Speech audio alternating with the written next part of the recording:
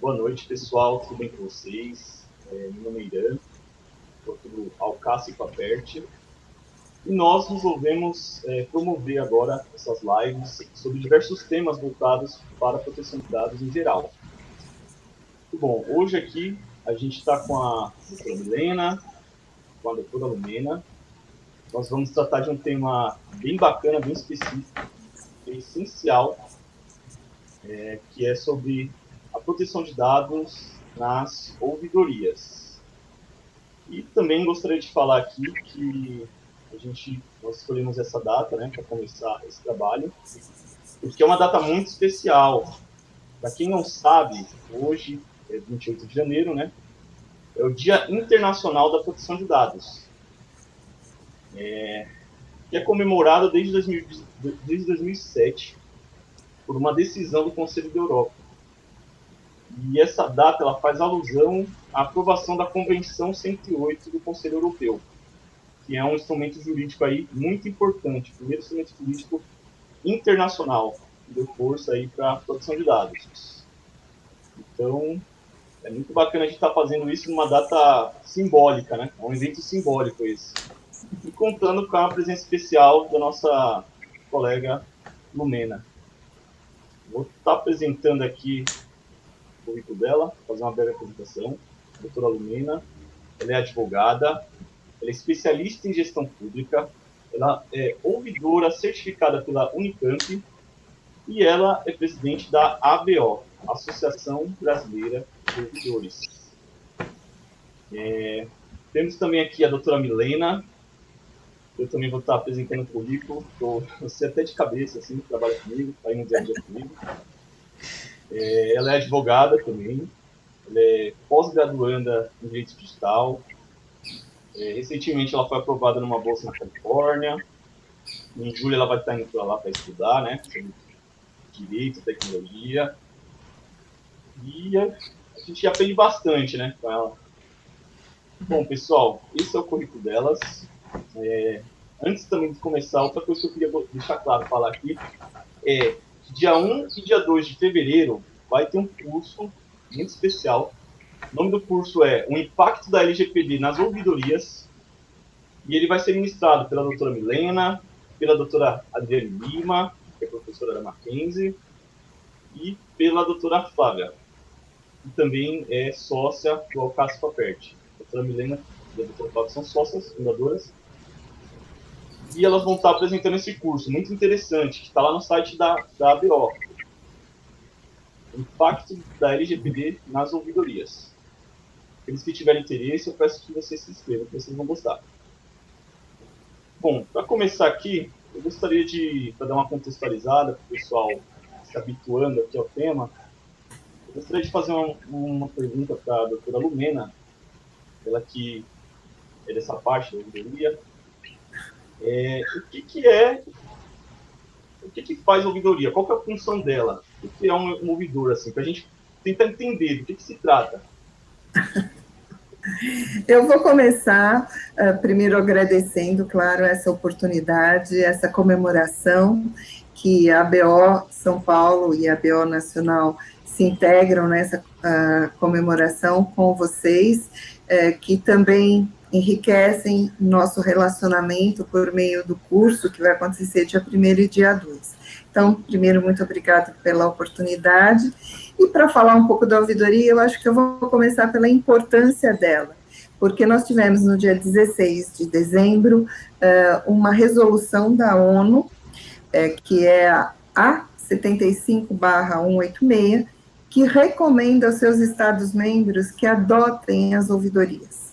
E por quê? Porque ela está relacionada diretamente à governança, ela está relacionada à mediação de conflitos, ela está relacionada a, de fato, dar voz ao cidadão. Então, todo o Estado de Direito, todo o ambiente democrático, você tem as ouvidorias. E nesse cenário de pandemia que se instalou, elas despontam como muito importantes. E ela, fundamentalmente, ouve o cidadão ou o consumidor, mas é totalmente diferente do saque, vamos deixar bem claro, porque ela não é imediatista, pelo contrário, o objetivo é colher estas informações de todos os problemas que não foram resolvidos numa instância de atendimento que a gente chama primário, e a ouvidoria, ela vai não só trabalhar naquela solução individual, mas também no contexto, no desdobramento, na consequência daquilo que foi apresentado para ela. Então, a ouvidoria, ela tem uma posição estratégica num atendimento que a gente chama, popularmente conhecido como de segunda instância, né, no segundo momento. E ela leva para o gestor, então, dados estratégicos. E aí vem a ponta, especialmente, né, com a LGPD, porque ela constrói um banco de dados, e um banco de dados com informações pessoais, informações sensíveis, que ela vai dar um tratamento e vai mostrar para os gestores caminhos que poderão ser adotados. A ouvidoria passou por várias fases, é um instituto antigo, e ele, além de estratégico, então ele emitia muitas recomendações. Hoje, com essa construção de banco de dados, a gente pode dizer que, além das recomendações, ela fornece, de fato, um insumo para que as ações sejam cada vez mais norteadas, né, com base em dados concretos. Então, o gestor tem na ouvidoria praticamente uma plataforma, né, de informações preciosas, né. Então, esse é o valor da ouvidoria. E, além disso, na própria LGPD fala da figura do encarregado como aquele que vai receber e promover a comunicação entre um controlador de dados e o titular de dados. E isso tem uma semelhança muito forte, né, com a atuação da ouvidoria. E aí, claro, vários ouvidores estão sendo nomeados como encarregados, principalmente as ouvidorias públicas, né? A última, só para contextualizar, foi do Tribunal Superior Eleitoral, agora nesse mês de janeiro de 21, em que ele é o encarregado da LGPD. Então, é um locus de uma escutativa. É esse o valor estratégico na organização, seja pública ou privada, da ouvidoria. Muito legal, muito bom. Tem várias questões, assim, né, peculiares, assim, o que eu vejo, assim, tem várias questões próprias, assim, né, da ouvidoria. Sim. Geralmente a gente lida mais com as empresas e, assim, tem uma certa diferença ali. Então, tem umas especificações que só a ouvidoria, no caso, tem, né. E isso surge, né, levantaram diversas questões, fica aquela dúvida, será se isso pode, será se isso não pode? Será se isso interfere em algo? Será se isso aqui não interfere? Sabe, Irã, tem ouvidorias que são obrigatórias, inclusive. Você mencionou aí das empresas, você tem segmentos que atuam mediante a concessão, né, de serviços. Então, no caso da planos de saúde, bancos, né, aviação aérea. Então, os chamados serviços concedidos, em geral, eles têm uma regulamentação e uma obrigatoriedade para que tenham ouvidoria. Mas você tem também empresas que, por uma questão de governança, têm a ouvidoria, e aí alguns dizem, bom, a ouvidoria é um canal de denúncias. Não, ela também recebe denúncias, ela recebe as denúncias e também muito mais, as reclamações, sugestões, elogios, solicitações. Então, ela não é só canal de denúncia, mas também é uma das atribuições.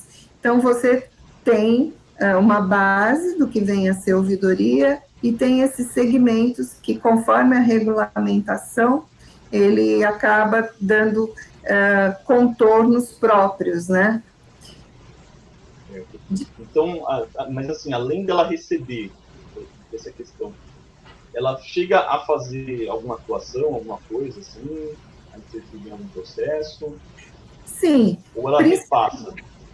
Não, não, ela principalmente as ouvidorias que estão no eixo do controle interno, né, que muitas vezes elas estão, no caso da empresa privada, ao lado do compliance, né, ou da auditoria, na própria ouvidoria pública, às vezes ela está no eixo do controle interno, que é o caso da ouvidoria da cidade de São Paulo, está ao lado da corregedoria e da auditoria.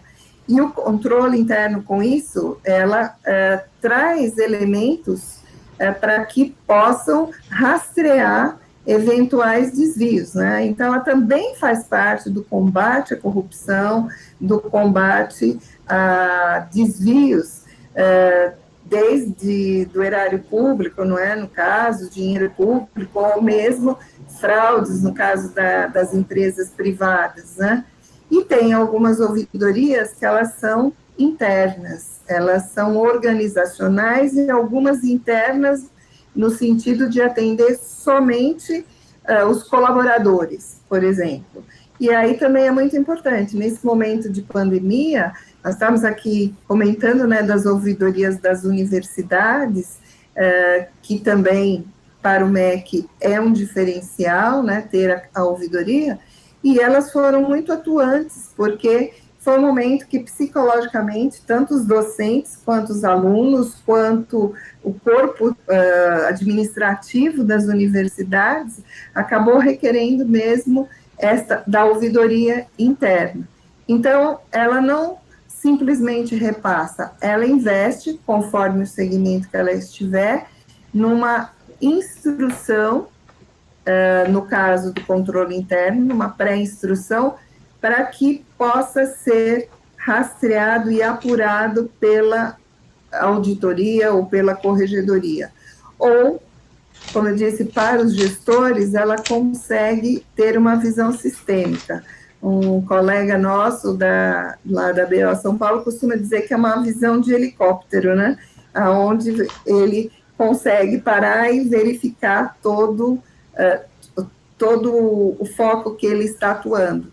Né? Então, ela consegue identificar. E, às vezes, dentro das gerências, das superintendências, os CEOs, às vezes eles não estão tão perto desta conversa com o seu cliente, o consumidor ou o cidadão, né, enquanto usuário de serviço público. E a ouvidoria não, ela já está mais próxima. Então, ela dá consequência ao que ela ouviu. Né? Então, dá aquela ideia da participação. Hoje, gente, ninguém é obrigado a ir a uma ouvidoria. Você pode reclamar nas redes sociais, tem tantos canais. Então, para nós que somos da ouvidoria, é um presente, né, de fato uma forma da gente trabalhar e esmiuçar qual é o problema que a gente não está vendo ali, né.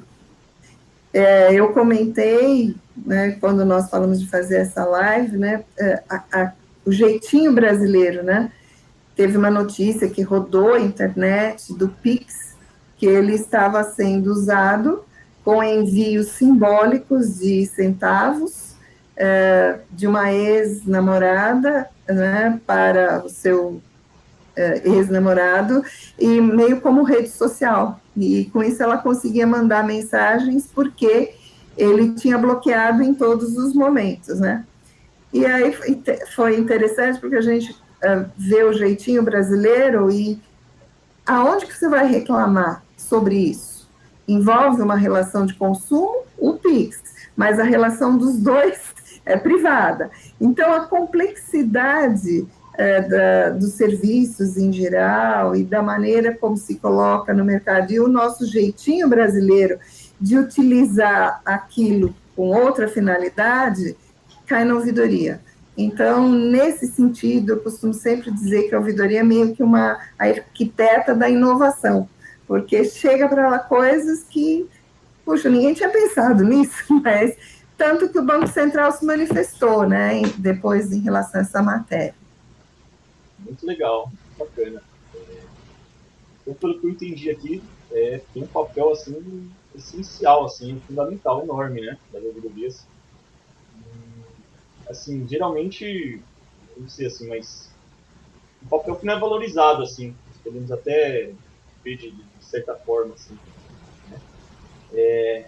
Eu vou direcionar agora uma pergunta para a Milena aqui, uma pergunta um pouco mais técnica, tá? Já também envolvendo ela aqui no nosso debate. Milena, como as ouvidorias elas estão associadas à LGPD? Como que você vê assim? Porque a Lumena ela entrou um pouco, falou da questão dos dados e tudo mais. Só que agora com a LGPD, né? Tudo mudou, é um novo cenário, é uma nova forma, né? Sim. E realmente as ouvidorias agora vão ter que se adaptar, vão ter que entrar nesse cenário. Temos direitos dos titulares. Eu acredito que vão surgir mais reclamações, né? Vão aumentar as demandas, vão aparecer as demandas nesse sentido. Como que você vê tudo isso, assim? Bom, como a Lumena falou no começo, né? Até vários ouvidores já estão até sendo nomeados para encarregado da proteção de dados, né? Porque os ouvidores vão ser um canal direto de comunicação com os titulares, né? Eles vão estar ali direto, eles já estão ali direto, antes mesmo das empresas ou até mesmo do órgão público ter nomeado um DPO para fazer isso, né?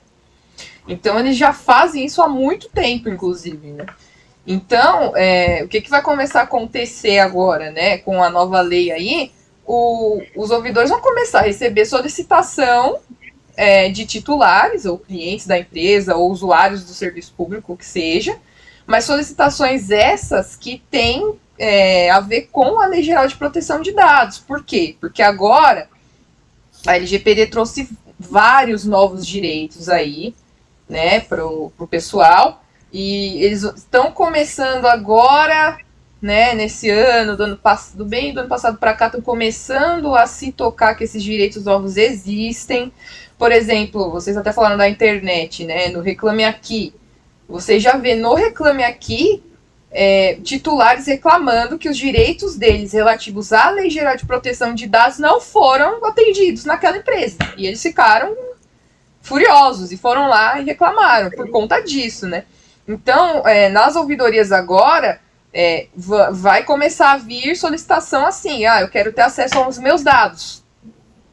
E o ouvidor vai ter que fazer isso, vai ter que responder. Como é que o ouvidor vai responder isso? Claro, o cenário ideal é que a ouvidoria tenha uma comunicação direta com o encarregado, que pode ser um ouvidor também, ou enfim, terceirizado, né? Mas o ideal é que a ouvidoria tenha já um canal interno, né, de comunicação com o encarregado de lá, para que tenha ou o auxílio do próprio DPO para fazer essas respostas, né, ou um treinamento, né, o próprio DPO de lá, porque ele vai ter que saber, né, sobre a Lei Geral de Proteção de Dados, vai ter que ter uma noção de segurança da informação, né, vai ter que ter uma gama aí de conhecimentos para poder atuar propriamente, né, dentro das empresas, né. Então, o DPO vai poder oferecer, por exemplo, um treinamento para os ouvidores conseguirem fazer isso, e assim já também alivia um pouco para ele fazer as outras coisas, né. Então, como é que a ouvidoria vai se adaptar a tudo isso, né? Tem novos direitos aí, vários, inclusive, e se não forem cumpridos, já tem possibilidade, inclusive, de reclamação, não só no Reclame Aqui, mas no PROCON, né? Então, às vezes, quando é uma coisa muito grande, o Ministério Público cai em cima. O Ministério Público já está atuando nessa área nova, né, que surgiu, né, para fazer ação civil pública, enfim. Então, e as ouvidorias eu acho que estão, assim, 100% inseridas nisso pelo fato de serem esse canal direto de comunicação com os titulares. Eu acho que é lá que vai cair primeiro, assim, né? Porque é o primeiro lugar que eles vão procurar, né? As ouvidorias, né? E o interessante é que a própria ANPD tem uma ouvidoria também, sim, né?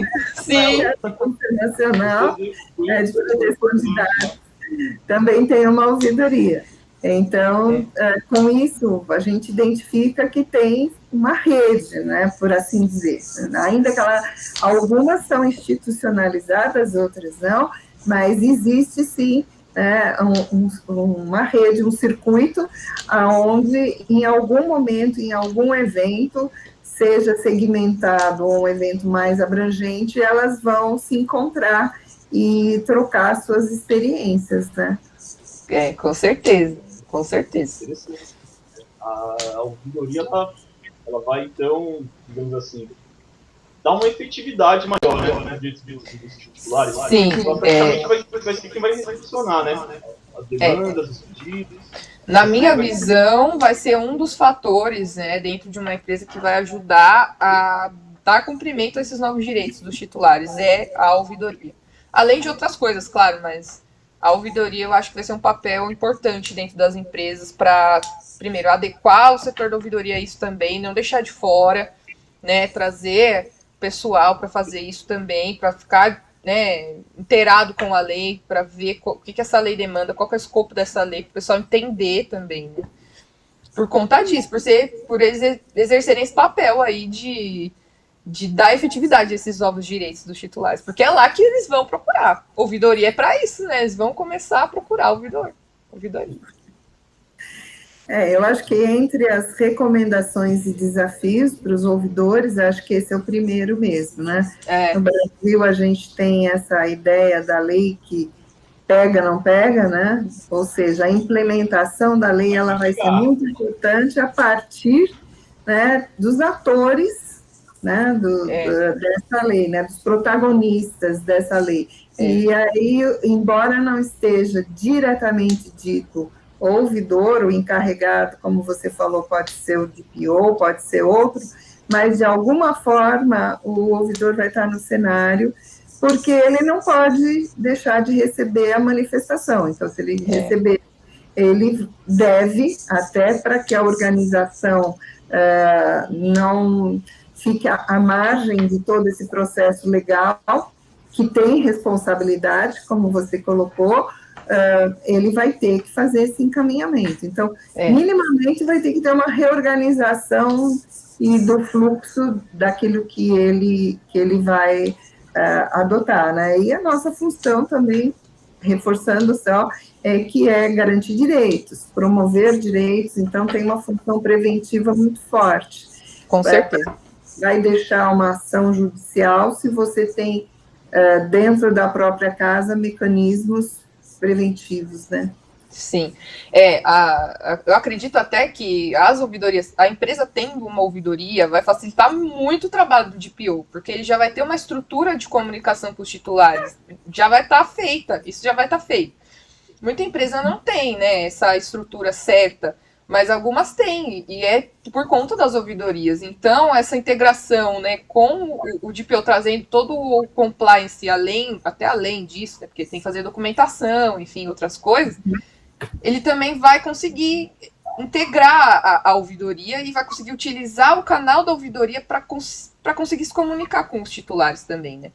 Então, assim, eu acho que esse setor é até essencial para o DPO e vai facilitar muito se as empresas tiverem já esse setor inserido lá dentro. Em termos de governança, né? Vai ser um agregado, um aliado. Sim, porque é só você adaptar, né? Eles já recebem as solicitações, eles têm que devolver as solicitações que eles recebem, eles têm que dar uma devolutiva para a pessoa que procura, né? Então, é só adaptar ali, né, com a LGPD, enfim. E, claro, o DPO dando as coordenadas ali, mas eu acho que vai facilitar muito, muito mesmo. Outro desafio que eu gostaria de colocar, né, para quem está por aqui, eu estou acompanhando o chat, mas não vi nenhuma pergunta, mas... Ainda não. Mas fica à disposição.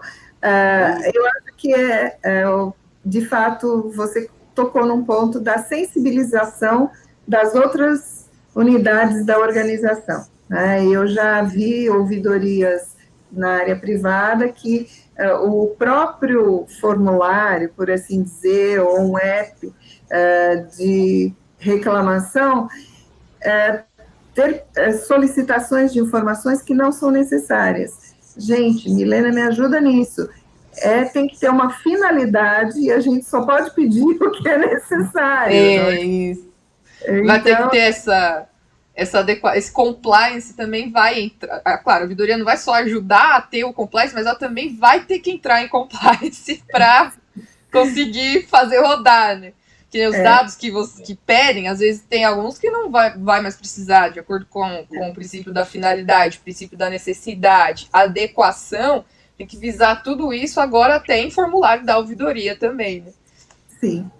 E a outra questão são as denúncias, né? Que você tem uma proteção especial. As ouvidorias públicas já trabalhavam com a anonimização, porque a maior parte tem uma interface muito grande, ou às vezes até atua como responsável recursal da Lei de Acesso à Informação, da LAI. Então, com isso, já é do conhecimento também, isso é mais um ponto que aproxima dos ouvidores, principalmente dos públicos, a anonimização. Mas, no caso da denúncia, a gente tem a pseudonimização, que aí, como trabalhar isso, que é uma forma de dar, entre aspas, né, grosso modo, um apelido, né, para aquela, ou um número identificador daquela denúncia, e que, com isso, preserve os dados pessoais do denunciante, né? Então, esse é um outro grande desafio também, especialmente em relação às denúncias. E muitas vezes a pessoa denuncia, mas ela não quer se identificar. Mas em algumas situações muito específicas, se porventura ela não se colocar ali no contexto, vai ser difícil você fazer a própria apuração, né? Então, denúncias, por exemplo, de assédio sexual, né, ou propriamente um assédio moral. Às vezes, conforme a circunstância, você precisa que o próprio assediado se coloque à disposição na apuração daquilo. Então, aí nós chegamos também no consentimento, né, que é uma coisa muito importante do titular de dados. Claro, tem as exceções, quando eles são dados públicos, mas tem situações em que ele pode negar o consentimento, né, Milena? Então... Sim. E outra, né, agora o consentimento ele é coletado de outra forma, né, porque a Lei Geral de Proteção de Dados exige uma forma para esse consentimento ser legítimo, ser de acordo com a lei, né. Então, isso tudo nas ouvidorias também vai ter que ser implementado, essa coleta e também a forma de armazenamento, a forma de gerenciamento dos consentimentos coletados e a forma de, né, apagar os consentimentos por, sei lá, alguém veio lá e falou, não quero mais dar esse consentimento, eu quero retirar esse consentimento. Então aí também vai ter que ter uma forma correta de eliminar esse consentimento, né? Então, bastante coisa nova para as ouvidorias. Pessoal, eu ia puxar um fio sobre a questão do ouvidor de PO. Vocês já tocaram nesse ponto, assim, mas para ficar assim de uma forma mais aprofundada, como que vocês veem, assim, vocês acham mais interessante, o caminho é um ouvidor ser um DPO ou o ideal é que ele não seja um DPO? O que vocês acham dessa situação, assim, mais ou menos? Olha, eu acho que depende muito da empresa, do meio que ela é, né, qual setor ela é, né, eu acho que depende muito disso.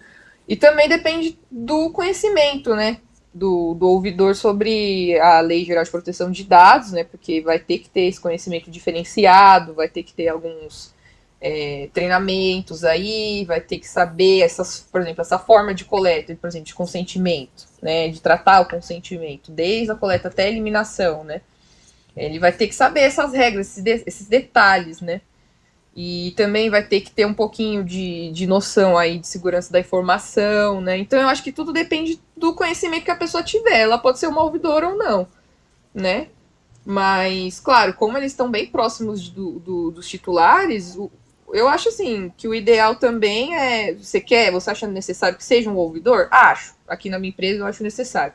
Então, dá um treinamento para ele, né, sobre as outras coisas que talvez ele não saiba, talvez ele não tenha familiaridade, e tranquilo, né? Mas também tem empresa que quer alguém já, não quer treinar ninguém, não quer preparar ninguém, quer contratar logo alguém que já faça tudo de uma vez, né? Que não precise de treinamento. Desvincula. Contato, assim, né? Mas não necessariamente esteja preso ali nessa parte. É porque depende também, porque às vezes, por exemplo, o ouvidor já conhece a empresa internamente, né? Quem é de fora, não não conhece os processos dentro da empresa. Então, quem é de fora também... Quem é de fora também vai ter que se adaptar com os processos internos, né, da empresa. Né? Mas quem é de dentro, às vezes, só faz aquilo, né? Geralmente a empresa é tudo segmentado, né? Então o ouvidor só faz aquilo. Ele vai ter que, então, abrir um pouquinho os horizontes, né? Para conseguir atender todas as solicitações necessárias que a lei manda. Entendeu? Então tem esses dois lados. E vai muito na necessidade da empresa. Né? Assim, quando a gente vai recomendar alguma coisa para alguma empresa, a gente sempre, né, vê as necessidades que aquela empresa tem, né? Pra gente também não dar a recomendação errada. Falar, não, tem que ser interno. Ah, não, tem que ser externo. Não é bem assim.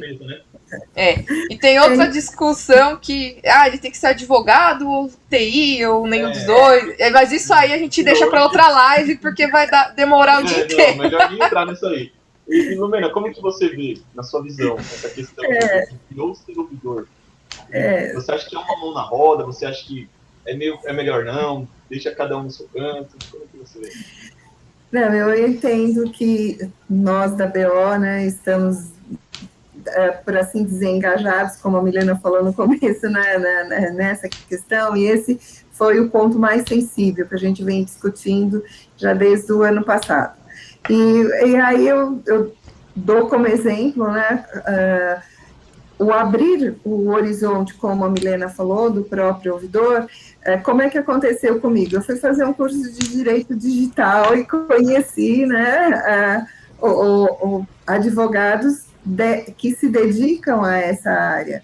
E aí você verifica que faz parte do próprio modelo de negócios você ter conhecimentos também, ou uma noção, não é que você tem que ser profundamente, mas uma noção de informática, né? De rastreabilidade. Quando a gente fala, você tem que ter uma noção, até para você conseguir conjugar toda a teoria jurídica, né, com aquilo que está acontecendo na sua organização, mas de fato, né, ali com os sistemas.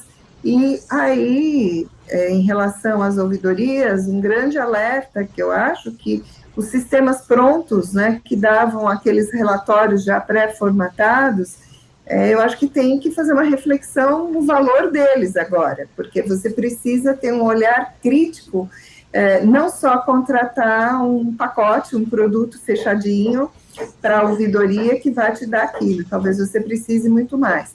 Então, eu vejo que é fato já, né, não tem como contestar, você tem vários ouvidores sendo nomeados como encarregados na área pública, como eu disse, porque de fato se aproxima. Esse fenômeno aconteceu quando surgiu a lei de mediação, em 2015, também o ouvidor na condição de mediador, né? Então, eu acho que ele vai ter o desempenho dessa função. Mas o DPO é uma criação que já vem, né, de fora, né, e essa ideia do DPO, que vai ter uma formação específica e me parece que vai ter que conjugar tanto o aspecto jurídico quanto o aspecto de TI. Então, estamos aí diante do novo normal. É o desafio e que isso vai sendo formatado. Mas o que me parece claro é a contribuição decisiva do que temos para hoje, que são os ouvidores. Isso aí. Nesses pontos de convergência, né, que a gente mencionou por aqui. Gente, nós conversando aqui, eu acabei parando para pensar numa questão. Porque, assim, como que vai ter essa situação aí, né, do DPO ser, do ouvidor ser DPO ou não? Eu pensei na questão da responsabilidade, né? Como é que vai ficar nos casos em que o ouvidor é DPO, né? Nos casos que ele também não é. Como que vocês veem assim, a questão do ouvidor nessa questão da responsabilidade pelos dados? Assim, até que ponto vai essa responsabilidade dele perante esses dados, de repente, em algum incidente, alguma coisa assim? Hoje em dia, claro, tem a responsabilidade do interno e do externo, né? Por exemplo, o DPO é interno contratado, carteira assinada da empresa. Às vezes, não é ele que responde diretamente, mas sim a empresa por alguma coisa que aconteceu de irregular lá dentro. Claro, pode ter sido culpa dele ou não, isso vai ser aferido depois. Mas geralmente recai já de cara na empresa. E tem a questão do externo, que aí é terceirizado, vamos dizer assim, né, do DPO, que aí a responsabilidade recai nele, direto nele. Tanto é que hoje em dia já tem até seguro específico para essas situações, que cobre até ação judicial, honorários advocatícios e tudo. Já tem até essas coisas. E na questão do ouvidor, sem ele ser o DPO, Lumena, o que você acha? Assim? Eu entendo que nós temos que, pelo menos do ponto de vista jurídico, né, uma visão sistêmica. E aí, é como eu mencionei, se for um ouvidor em que já tem uma determinada regulamentação, então você vai ter que casar a LGPD, né, com as suas responsabilidades que ela estabelece para o controlador de dados, para o processador de dados e o encarregado, que na verdade é o elo, né? Ele não é o titular da decisão, né? Então, ele tem um nível de responsabilidade diferenciado. E, se for uma ouvidoria regulamentada, você vai ter que verificar na regulamentação. Mas, de uma forma geral, o ouvidor, a responsabilidade dele está em, eu resumiria, porque nem todo mundo aqui é da área do direito, em não se omitir, por exemplo. Né? Se ele identificou alguma coisa, ele deve cumprir e levar aquilo às instâncias de apuração ou às instâncias que deverão tomar a decisão. Então, mesmo sendo um ouvidor, e aí foi muito bem colocado pela Milena, pode ser um ouvidor também terceirizado. Tem algumas organizações que contratam uma empresa para ser um canal de denúncia. Aí você tem uma questão contratual regendo essa relação, né? Não é uma ouvidoria, às vezes, terceirizada. Então, você tem outros elementos. Então, só uma visão sistêmica mesmo, com as legislações incidentes que a gente pode dizer, mas em via de regra, o ouvidor, ele não toma decisão, ele prepara e mostra, ele constata, né, por isso que ele não pode se omitir, ele constata e apresenta para os gestores ou, no caso de um eixo de controle interno, para as outras unidades do controle, né. Então, a responsabilidade dele seria na própria constatação. Mas, claro, como já foi falado aqui, é a organização que deve dar a estrutura para a coleta dos dados, a estrutura para a correção dos dados, a estrutura para o descarte dos dados, né? E, como eu disse, essa decisão não é do ouvidor. Ele pode apontar os gargalos no processo, né? E para que isso seja decidido. Eu queria trazer só uma outra coisinha aqui, que nós conversamos aí do dia a dia, da internet também. Uma pessoa perguntou num dos grupos, né, Milena, que nós estamos, uma pessoa falou, nossa, mas de repente você só escuta notícias de que os dados vazaram. Eu não sei quantos milhões de dados vazaram, nós temos 211 milhões de dados que vazaram, enfim. Por que está acontecendo isso? E agora, eu não me recordo, porque a autoria, eu queria, vou preservar a autoria, mas alguém do grupo, de um dos grupos, mencionou assim, pois é, agora a gente vai ter que se preocupar, não com a lavagem de dinheiro, mas com a lavagem de dados, né? Porque seria uma forma de legitimar a obtenção de dados de uma maneira ilícita. Não, estava naquele lote, né, que vazou e tudo mais. Então, esse também é uma nova forma das manifestações que podem chegar na ouvidoria, que é exatamente isso, tentar legitimar algum dado. Isso, na área de defesa do consumidor, já aconteceu. Então, a pessoa pega um documento, faz uma reclamação, para que com aquela, vamos dizer assim, providência do órgão de defesa do consumidor ou de uma ouvidoria privada, ele consiga posteriormente legitimar aquele desvio de dados, né? Então, é um olhar ampliado para o que nos chega, né? Então, eu achei muito interessante do colega a maneira como ele colocou no grupo, que eu falei, puxa, é mesmo? A gente tem mais essa agora para se preocupar. Nessa questão de lavagem de dados, eu até reforço que é por isso que tem que ter o compliance com a lei, né? Porque dentro da organização vão ser estabelecidas regras internas para tratamento daqueles dados. Controle, então, né? Vai ter um controle maior ali dentro do que vai entrar, do que vai sair, e vai tornar mais difícil fazer esse tipo de coisa lá dentro. Hoje em dia, eu acho que é a festa da UPA. Hoje em dia... Da segurança da informação, né? Se a pessoa tentar alguma coisa, ela vai ter que ter uma credencial para ela poder conseguir passar. Isso, tem vários jeitos, né? Tem autorização de acesso. Formas, isso, tem autenticação. O caminho é esse. Registro de logs também é muito importante para prevenir esse tipo de medida, né? De irregularidade, né?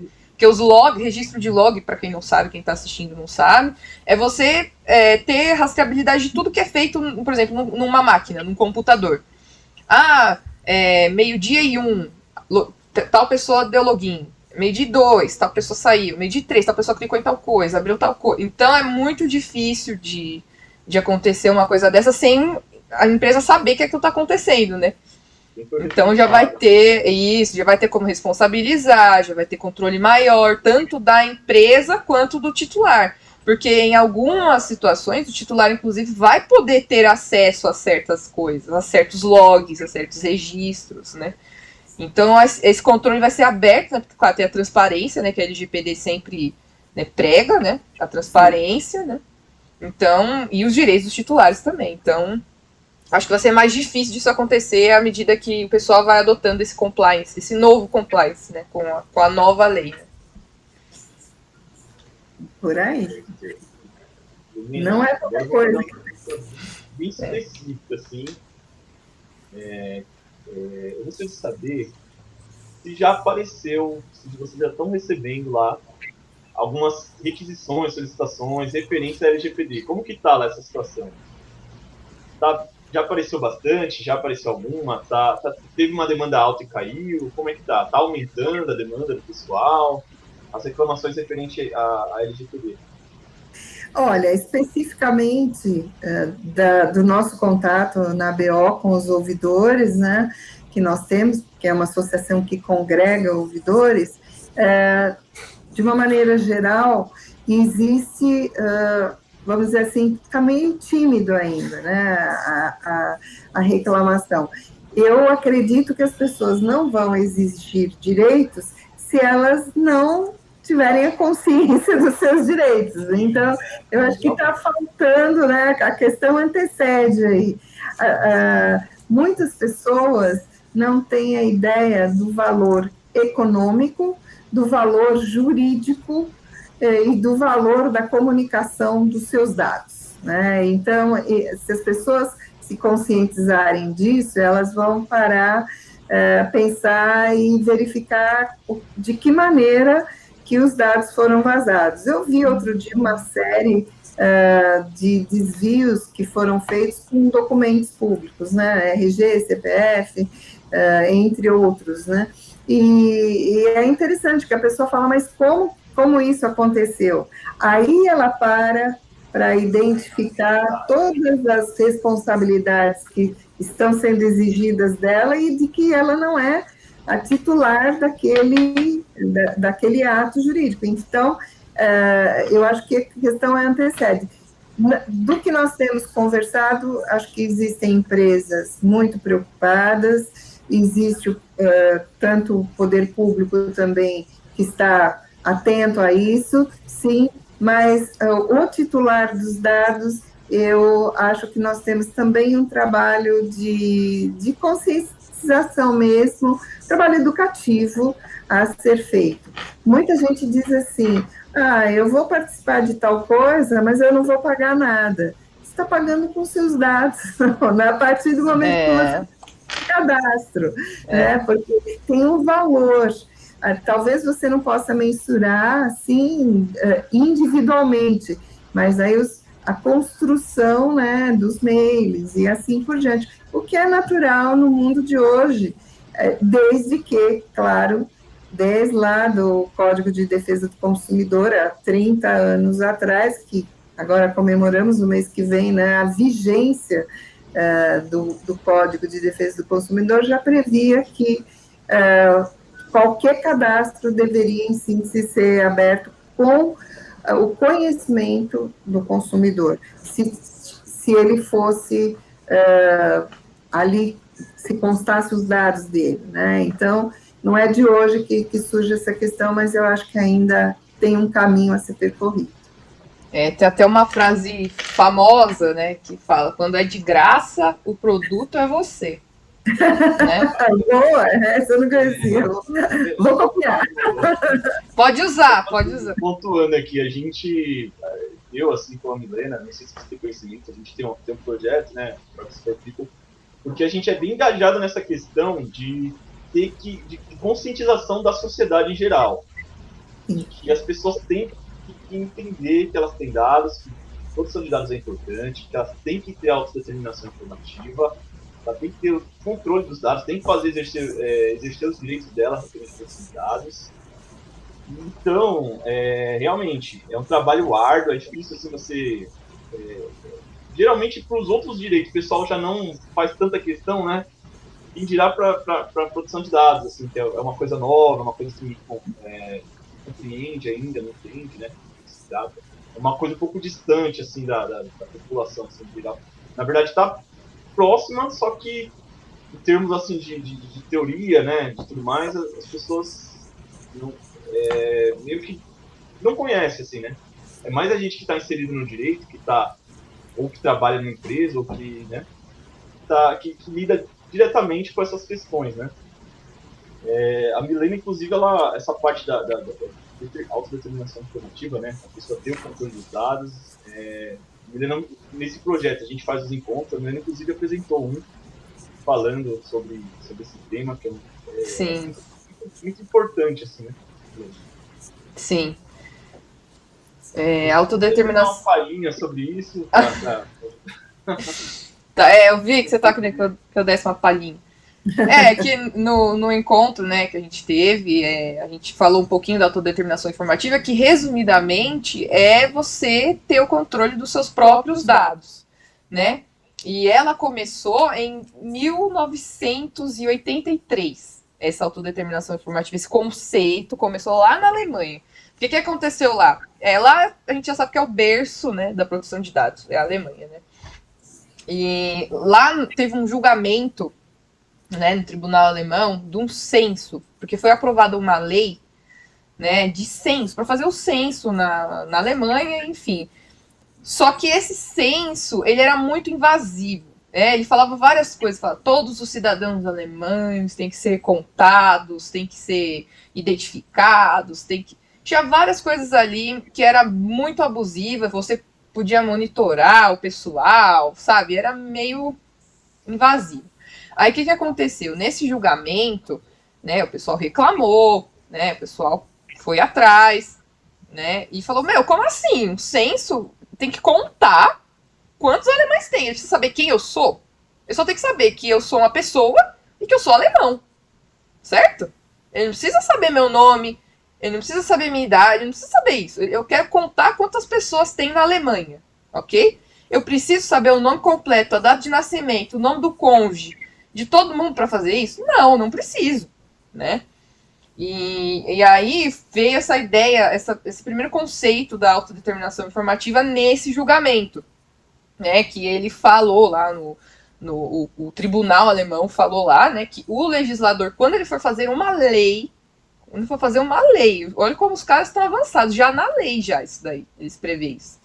Que na lei, o legislador tem que implementar ali medidas de organização dos dados, né, de segurança dos dados a serem coletados em 1983, né?